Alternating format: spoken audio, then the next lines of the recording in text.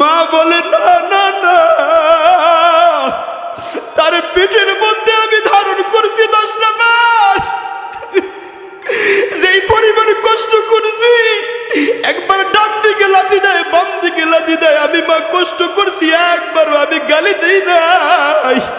এত কষ্ট করিয়ে করিয়ে আমার সন্তানকে এই পেটে ধারণ করেছে আমি মা।